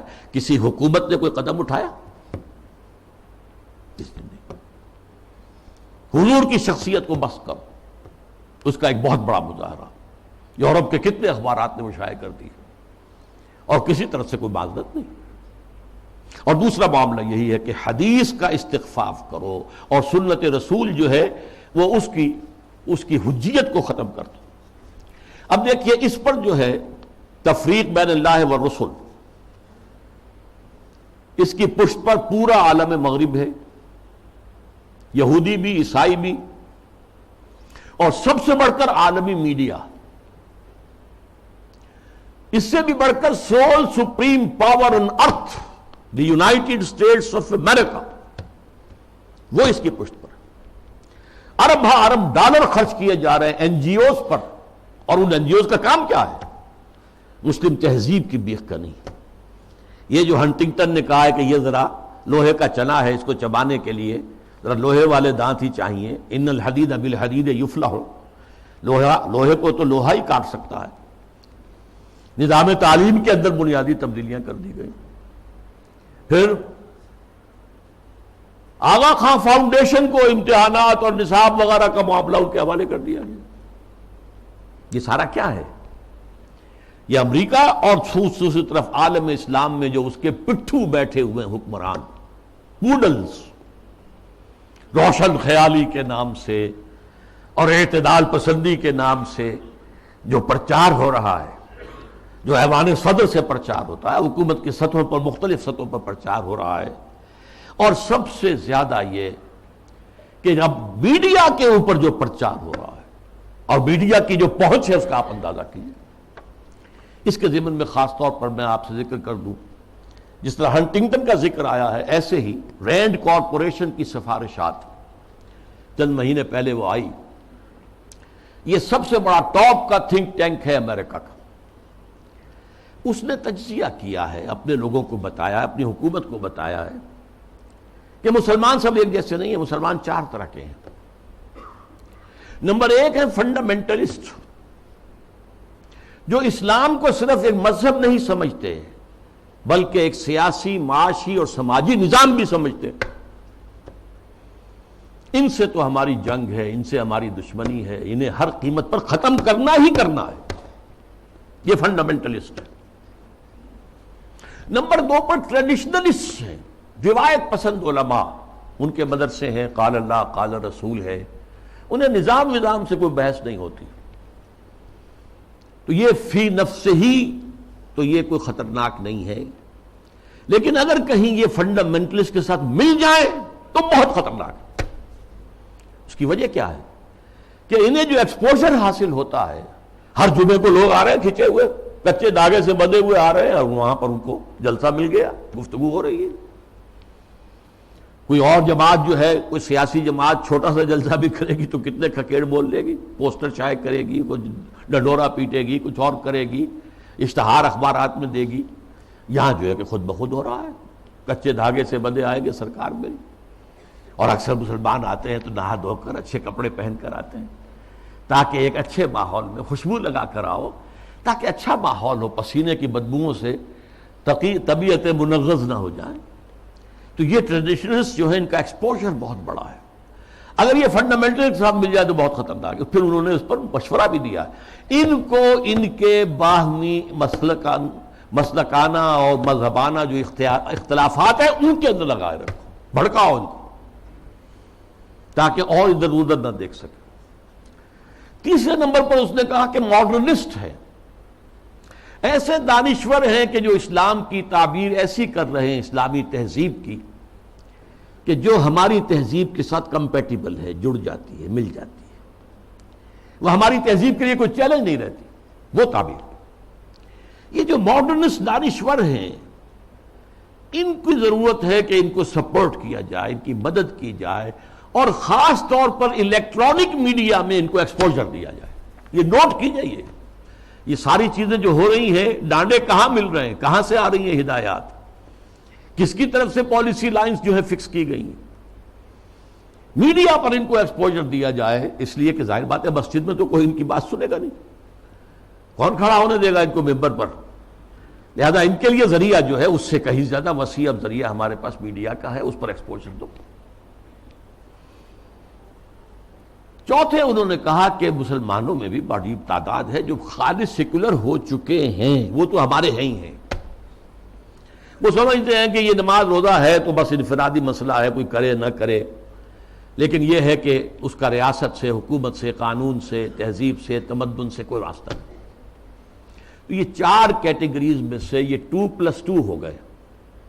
ماڈرنسٹ اور سیکولرسٹ تو ہمارے ساتھی ہیں، اور یہ فنڈامنٹلسٹ اور ٹریڈیشنلسٹ انہیں ٹیکل کرنا پڑے گا. سب سے بڑھ کر فنڈامنٹلسٹ کو جو اسلام کو ایک نظام سمجھتے ہیں، سیاسی، معاشی، معاشرتی نظام، اور اس کے بعد یہ کہ یہ جو ٹریڈیشنلسٹ ہیں جن کا کہ اثر و رسوخ عوام کے اندر ہے، تو ان کو جو ہے اپنے باہمی اختلافات میں الجھائے رکھا جائے. اب میں چند مثالیں آپ کے سامنے پیش کر رہا ہوں اس کے جو مظاہر ہیں. ظاہر بات ہے کہ وہ تو مثالیں تو بے شمار ہو سکتی ہیں، لیکن اس وقت میں چند مثالیں دوں گا. دیگ کا چند چاول بتا دیتے ہیں کہ دیگ کا کیا حال ہے.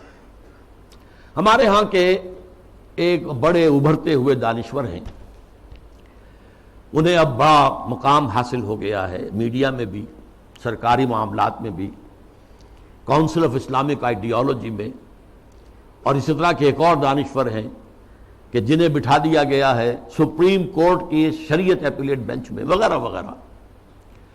بہرحال وہ جو دانشور ہیں جن کا میں نے پہلے ذکر کیا، ان کی ایک بات سامنے آئی، یہ پردہ وردہ اسلام میں نہیں ہے، یہ کوئی مستقل حکم نہیں ہے، یہ تو ایک خاص زمانے کا کلچر تھا، کلچر ہے صرف، اس سے زیادہ اس کی کوئی اہمیت نہیں.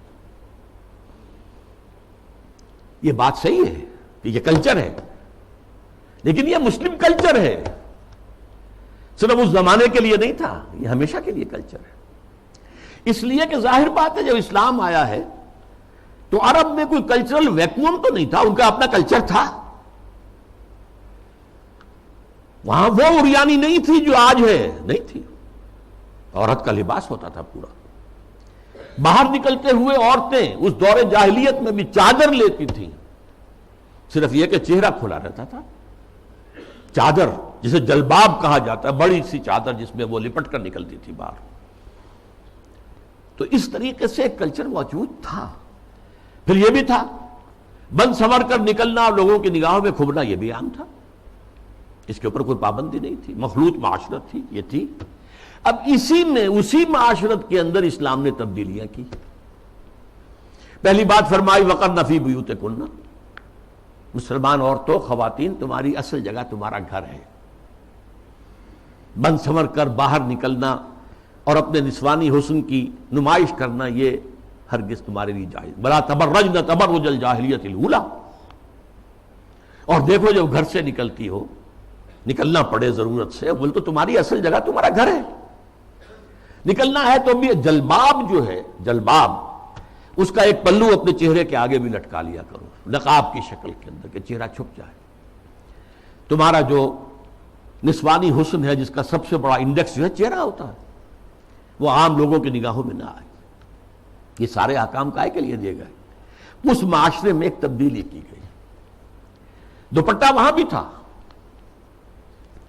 بِخُمُرِهِنَّ جو سورہ نور میں آیا لفظ، خمار اوڑھنی کو کہتے ہیں۔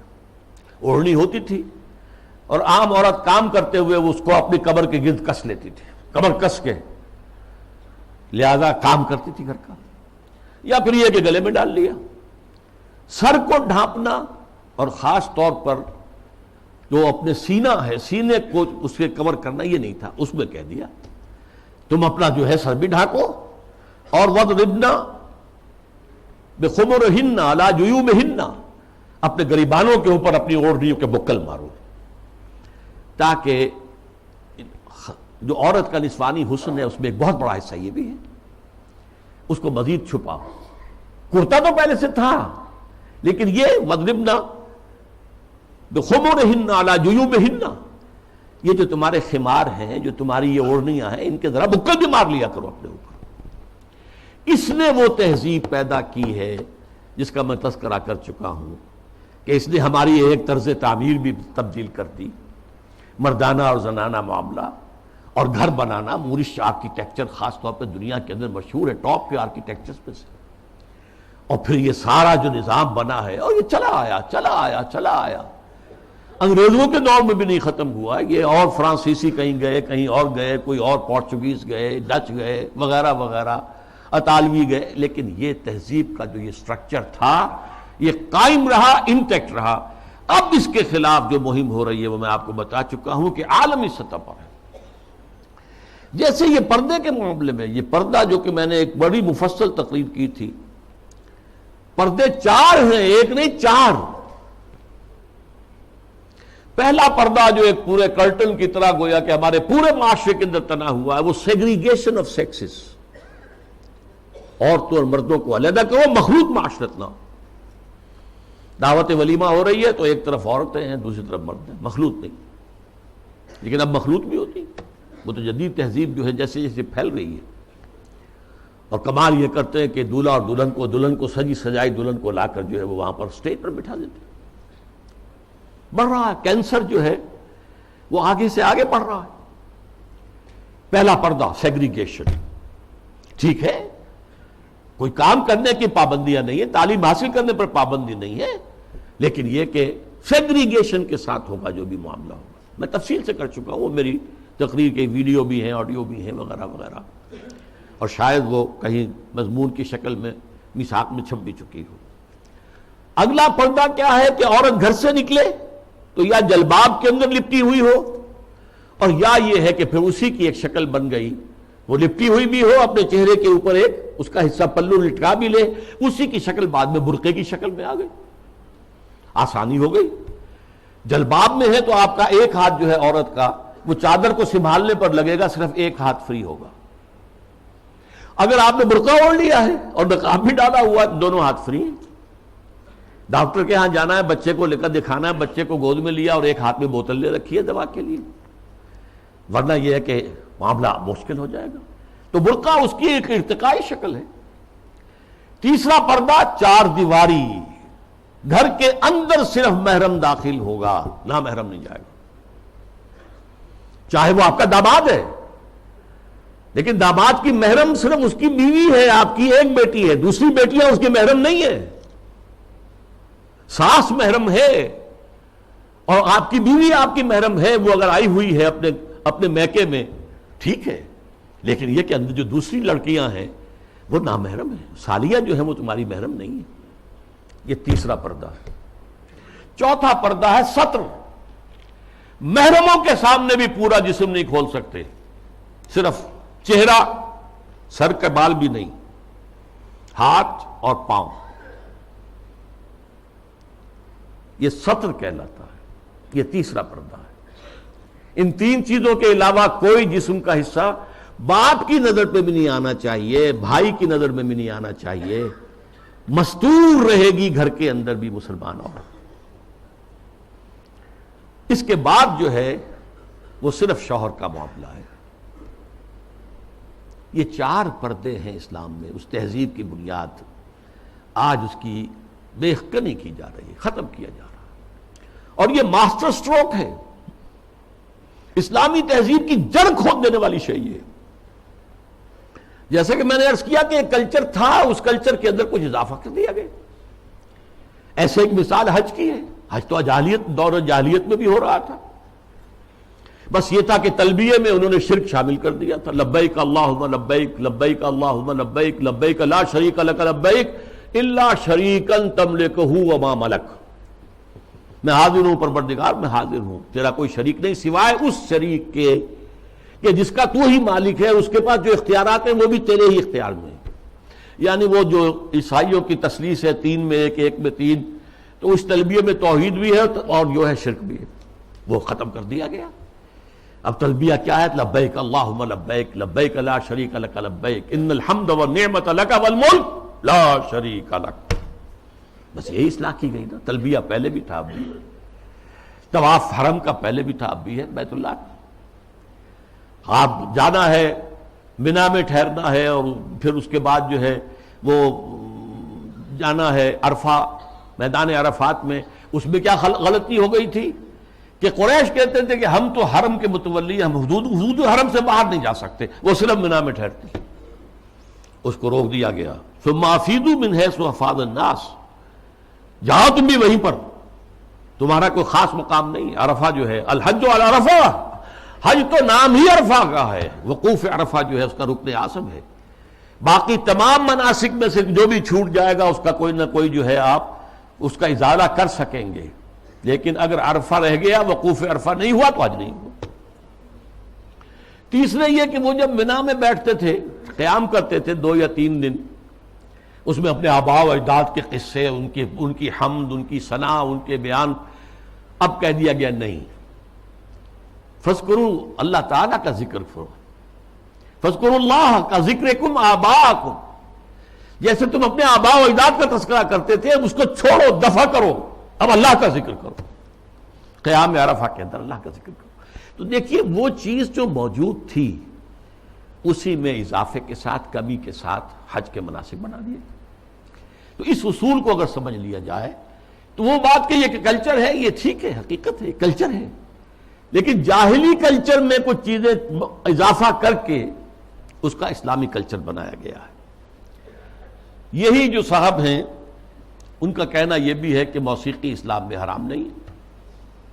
مزامیر کے ساتھ، سازوں کے ساتھ موسیقی جائز ہے. اچھا، ایک ان سے بھی بڑے دانشور ہیں، بڑی محترم شخصیت ہیں ہماری قومی سطح پر. انہوں نے کہہ دیا کہ اسلام میں شراب حرام نہیں ہے. شراب پی کر نشے میں دھت ہو جانا، مدہوش ہو جانا حرام ہے. دلیل یہ کہ شراب کے لیے حرام کا لفظ قرآن میں کہیں آیا ہے؟ بتاؤ.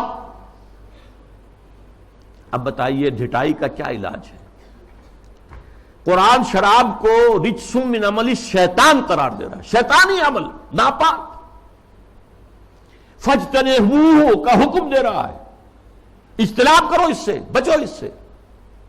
فہل انتم منتہون کی دھمکی دے، باز آتے ہو کہ نہیں آتے؟ وہ کہہ رہے ہیں کہ حرام کا لفظ تو نہیں آیا، تو مطلقاً شراب حرام نہیں ہے۔ معاملہ کیا ہے؟ احکام حرمت شراب تدریجاً آئے ہیں، اس میں کوئی شک نہیں ہے۔ قرآن میں وہ آیت بھی ہے کہ اس میں کچھ نفع کا پہلو بھی ہے، لیکن اس کا جو نقصان دہ گناہ کا پہلو ہے وہ زیادہ ہے۔ سورہ بقرہ میں یہ بات فرما دی گئی، چھوڑ دی گئی بات۔ پھر کہہ دیا گیا نماز کے قریب نہ جانا جب شراب نوشی میں نشے کی حالت میں۔ اس کے بعد آخری حکم سورہ مائدہ کے اندر آ گیا۔ پھر یہ ہے کہ اسی پر اگر قیاس کریں تو کہا جا سکتا ہے زنا حرام نہیں ہے۔ کہاں کہا گیا کہ حرم علیکم الزنا؟ کہیں کہا گیا انما حرم اللہ الزنا؟ کہیں ہے؟ قرآن مجید میں نہیں، حرام کا لفظ تو نہیں آیا۔ ولا یزنون سورہ فرقان کے آخری رکوع میں جو آیا تو یہ تو اللہ عباد الرحمن، اللہ کے بہت اونچے بندوں کا ذکر ہے۔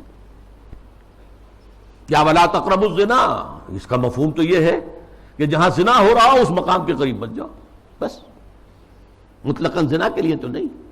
جیسی تعویل پرویز صاحب نے کی کہ ہاتھ کاٹنے کا مطلب کیا ہے۔ بہرحال ایک اور بات کہی جا رہی ہے اس وقت، سود کھانا حرام ہے، دینا تو حرام نہیں، کہاں قرآن میں لکھا ہوا؟ اب یہ تو سنت ہے جو بتاتی ہے۔ سنت نے فرمایا کہ شراب حرام ہے، نہ صرف شراب حرام ہے، کل مسکرن، جس سے بھی نشہ ہو جائے وہ حرام ہے۔ چنانچہ سلفی علماء جو ہے خاص طور پہ سعودی عرب کے، وہ تو سگریٹ نوشی کو بھی حرام کہتے ہیں، تمباکو نوشی حرام، تدخین حرام، اس لیے کہ اس سے بھی ایک نشہ سا ہوتا۔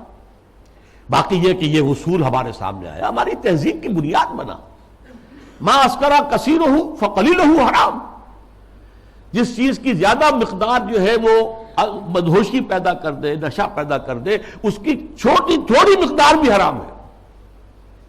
یہ نہیں کہ تھوڑی سی شراب پی لی جائے تو اس سے تو چستی آ جاتی ہے، اس سے تو ہاں ٹھیک ہے، قرآن نے بھی کہا کہ اس میں کچھ ہے منافع ہے، لیکن یہ کہ اس میں گناہ کا پہلو زیادہ ہے، اب اس کو حرام مطلق کر دیا گیا۔ بہرحال یہ ہیں وہ مثالیں جو میں نے دی ہیں تہذیبی سطح پر۔ باقی جو اور کام ہو رہے ہیں جو اسلام کی بہکنی کے لیے، لیکن تہذیب، مسلمانوں کی تہذیب جو تاحال کچھ انٹیکٹ چلی آ رہی تھی اور ابھی کچھ اثرات اس کے باقی ہیں، جس سے کہ کلیش آف سویلائزیشن جو ہے اس کے اندر قرار دیا گیا مسلمان تہذیب جو ہے وہ ہمارے لیے ایک چیلنج ہے، جس کے لیے کہ اب ایک بڑا میڈیا اور اربوں ڈالر خرچ کیے جا رہے ہیں۔ اسی میں ایک ہائر لیول پر ایک بات اور بھی ہے، اور یہ بہت سویپنگ ہے۔ قرآن کو بھی اب نہیں چھوڑا گیا، اس پر بھی حملہ ہے۔ قرآن سے بھی صرف اصول لیے جائیں گے، اسپیسیفکس، معین احکام قرآن کے جو ہیں وہ صرف اپنے دور کے لیے تھے۔ اگر زنا کا، شادی شدہ مرد اور عورت کا، رجم کا ہے، یہ اپنے وقت کی بات ہے، یہ مطلقاً نہیں ہے، ہمیشہ کے لیے نہیں ہے۔ ہاتھ کاٹ دینا چوری کا، یہ اس دور کے لیے تھا، ہمیشہ کے لیے نہیں ہے۔ اصول لے لو، زنا نہیں ہونا چاہیے، اصول لے لو، چوری نہیں ہونی چاہیے۔ اسپیسیفکس جو ہیں خاص طور پر حدود و تعزیرات کے اندر، یہ صرف اس دور کے ماحول کے اعتبار سے تھیں، یہ چیزیں لاگو نہیں ہیں۔ یعنی سنت تو سنت ہے، آگے قرآن کے اوپر بھی ہاتھ صاف کیا جا رہا ہے، بازی بازی بارش بابا ہم بازی۔ حالانکہ یہ بات نوٹ کر لیجئے کہ یہ ختم نبوت کی نفی ہے، اس لیے کہ تکمیل نبوت و رسالت جو ختم نبوت کا لازمی تقاضا ہے، اس کا مطلب تو یہ ہے کہ ہدایت آخری آ چکی اور دین کی تکمیل ہو چکی۔ الیوم اکملت لکم دینکم واتممت علیکم نعمتی ورضیت لکم الاسلام دینا۔ اگر دین ابھی عثمانی میں مکمل نہیں ہوا تھا اور قرآن جو ہے لفظ لفظ اس کا اگر لازم نہیں ہے تو ابھی نبوت ختم نہیں ہونی چاہیے تھی، پھر تو ابھی وحی کا دروازہ کھلا رہنا چاہیے تھا، جیسا کہ غلام محمد قادیانی نے کہا۔ اگر تو یہ چیزیں جو ہے ابھی اور تمدنی ارتقاء کے ساتھ، حالات کی تبدیلی کے ساتھ خود قرآن کے اندر بھی کوئی رد و بدل ہو سکتا ہے، تو پھر گویا کہ ہم نے ختم نبوت کی مہر توڑ دی۔ اسی لیے یہ ختم نبوت کا فتنہ، اس کی نفی، اس کی مہر کو توڑنا، غلام احمد قادیانی اور سنت کی اس طرح کی نفی جو غلام احمد پرویز کے ہاتھوں ہوئی ہے، یہ آپس میں بہت ایک دوسرے سے قریب ہے، حاصل دونوں کا ایک ہی ہے۔ اب جو نتیجہ میں نکال رہا ہوں، اس گمراہی کا جادو جو ہے وہ اب سر چڑھ کر بول رہا ہے، اور ایک عظیم سیلاب کے مانند اسلام کی بچی کھچی تہذیبی اقدار کو بھی ختم کرنے پر تلا ہوا ہے۔ آخر میں عرض کروں گا کہ اس کا علاج کیا ہے۔ واقعہ یہ ہے کہ علاج آسان نہیں ہے، لیکن ہمیں اپنی نجات کے لیے، اخروی فلاح کے لیے اپنی سی محنت اور سعی اور جہد کرنی ہی کرنی ہے، پیسیولی نہیں لینا ہے۔ ہاں باطل کا طوفان ہے، بہت سخت ہے، ٹھیک ہے، لیکن کھڑے رہنے کی کوشش کرنا، بلکہ اس کا رخ موڑنے کی کوشش کرنی۔ اصل تو اس کا رخ موڑے گا اگر کسی وقت اللہ کرے کہ یہ پاکستان کے نصیب میں ہو کہ کسی ملک میں اگر اسلامی نظام مکمل قائم کر کے دکھا دیا جائے دنیا کو، اس کی برکات لوگوں کو بچشم سر نظر آ جائے، تب اس دجالیت کا توڑ ممکن ہوگا، اس سیلاب کا رخ موڑا جا سکتا ہے۔ لیکن اس اصول کو عام کرنا، خود اپنے ذہن کے اندر بٹھا لینا کہ کتاب اللہ اور سنت رسول اللہ لازم و ملزوم ہے، ان کے درمیان متن اور شرح کا تعلق ہے، رشتہ جو ہے متن اور شرح، ایک متن ہے ایک اس کی شرح ہے، اور اس کی حتی الامکان ہر مسلمان تبلیغ کرے، اسے پھیلائے اپنے رشتہ داروں میں، اپنے قریبی لوگوں میں، اپنے عزیزوں میں، جہاں کام کرتا ہے وہاں کے جو اپنے کولیگز ہیں ان میں۔ اور دوسری اور اہم تر بات کیا ہے، ہم خود قائم رہے پورے کے پورے اسلامی اقدار پر، ہم اپنے گھروں میں اسلامی پردہ نافذ کریں، ستر و حجاب کے احکام نافذ کریں، یہ تو ہم کر سکتے ہیں۔ ابھی ہمارے ملک میں مصطفیٰ کمال پیدا نہیں ہوا، ٹھیک ہے، ایک شخص نے اس کو مشرف صاحب نے آئیڈیل قرار دیا، لیکن ابھی کسی نے پردہ جو ہے اس کو لازماً منسوخ نہیں کیا، جیسا کہ ترکی میں ہو گیا۔ لیکن یہ کہ اگر ہم نے کیا ہے تو خود کیا ہے، مغربی تہذیب کو خود اپنے سینے سے لگایا، شرعی پردہ نافذ کرو اور اسلامی تہذیب کے ساتھ چمٹ جاؤ، تمسک کرو، چاہے تم اجنبی ہو جاؤ، چاہے تمہیں دقیانوسی کہا جائے، چاہے تم پر پھپتیاں کسی جائیں کہ اگلے وقتوں کے ہے یہ لوگ انہیں کچھ نہ کہو، یہ فنڈامنٹلسٹ ہیں، یہ تاریخ خیال لوگ ہیں، یہ رجعت پسند قسم کے لوگ ہیں، یہ قدامت پرست لوگ ہیں، یہ کٹھ ملا ہیں، جو چاہے کہہ دے دنیا، لیکن برداشت کرو، کھڑے ہو جاؤ۔ وہی حدیث، اسی پر میں اپنی بات ختم کروں گا جو میں نے سنائی تھی، بدا الاسلام غریباً وسیعود کما بدا، آج اسلام کے غربت کا سب سے بڑا دور آ چکا ہے۔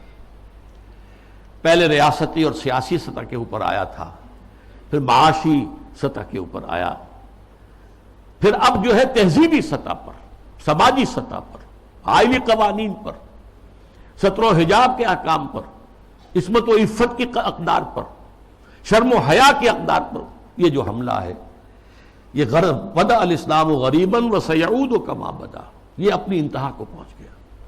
فطوبی للغرباء، تو ان لوگوں کے لیے تہنیت ہے، مبارکباد ہے جو اسلام کی اس غربت اور اجنبیت کے دور میں خود غریب بن جائیں، اجنبی بن جائیں، تانے سنیں لیکن کھڑے رہیں، اسلام کو اور اسلامی اقدار کو سینے سے لگائے رکھیں، چمٹے رہیں۔ وہ لوگ ہیں جن کے لیے مبارکباد ہے، تہنیت ہے، بشارتیں ہیں۔ اللہ تعالیٰ مجھے اور آپ کو اس معیار پر پورا اترنے کی توفیق عطا فرمائے۔ الحمدللہ الذی ہدانا لہذا وما کنا لنہتدی لولا ان ہدانا اللہ۔ جو بھی اللہ نے ہمیں ہدایت اپنی کتاب اور اپنے رسول کی سنت کے ذریعے سے عطا کی ہے، اس پر قلب کی گہرائیوں سے شکریہ ادا کیجئے۔ الحمدللہ الذی ہدانا لہذا وما کنا لنہتدی لولا ان ہدانا اللہ۔ ربنا لا تزغ قلوبنا بعد اذ ہدیتنا وہب لنا من لدنک رحمہ۔ اے اللہ تو نے ہدایت جو عطا فرمائی تھی امت مسلمہ کو، اب اس کے بعد اس کے دل کج نہ ہونے دے، اے اللہ اپنی حفاظت میں رکھ امت کو. اب اس کی بچی کچی اقدار کے خلاف بھی جو سیلاب آ رہا ہے، اے اللہ ہمیں توفیق دے کہ اس کے مقابلے کے اندر کھڑے ہو جائیں. ربنا لا تزغ قلوبنا بعد إذ هديتنا وهب لنا من لدنك رحمة إنك أنت الوهاب. اللهم اغفر لنا ولآبائنا ولأمهاتنا ولجميع المؤمنين والمؤمنات والمسلمين والمسلمات الأحياء منهم والأموات إنك سميع مجيب الدعوات. اللهم اشف مرضانا اللهم اشف مرضانا اللهم اشف مرضانا. اللهم حبب إلينا الإيمان وزينه في قلوبنا وكره إلينا الكفر والفسوق والعصيان. وصلى الله تعالى على خير خلقه محمد وبارك وسلم تسليما كثيرا كثيرا.